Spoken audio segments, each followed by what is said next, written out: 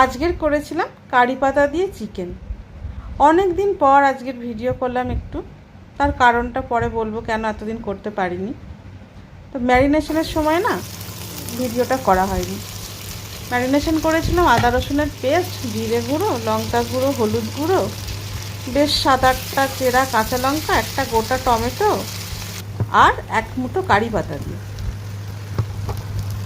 তারপরে তো দেখতেই পেলেন সর্ষের তেল দিয়েছিলাম। তেলটা গরম হওয়ার পর পেঁয়াজ দিলাম। পেঁয়াজটা একটু নরম হয়ে আসার পরই ক্যাপসিকাম দিয়ে দিলাম। দিয়ে একটু নুন দিয়ে বেশ ভাজা ভাজা মতন গোলাপি গোলাপি করে ভাজলাম। তারপরে এই যে ম্যারিনেশনটা করেছিলাম এইটা পুরোটা দিয়ে দিলাম। দিয়ে শুধুমাত্র এই চিকেনের যে ম্যারিনেশনটা আছে এটা আমি কোনোভাবে জল দেবো না, এইভাবেই কষে কষে এটা হয়ে যাবে। এই যে এটাই হলো কারণ, যে কারণে আমি এতদিন ভিডিও করতে পারিনি। একটা অ্যাক্সিডেন্ট হয়ে যাওয়ার জন্য আমার পায়ের লিগামেন্টে একটা চোট হয়েছিল। তো অনেক দিনই আমি উঠতে পারিনি, পুরো বেড রেস্টে ছিলাম। এখন অল্প উঠেছি, উঠে উঠে কাজ করছি।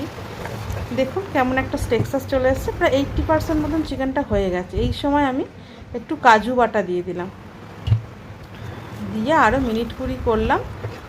মিনিট 20 করার পর চিকেনটা যখন এইরকম একটা টেক্সচারে এলো তখন আমি বন্ধ করে দিলাম ইন্ডাকশানটা। আপনারা যদি গ্যাসে করেন গ্যাস বন্ধ করে দেবেন।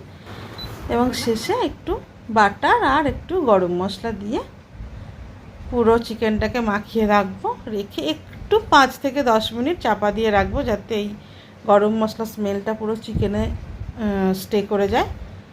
তারপরে সার্ভ করছি। এটা আসলে এরকম ড্রাই ড্রাই হয় এবং পরোটা, লুচি বা রুটি দিয়ে খেতেও ভালো লাগে।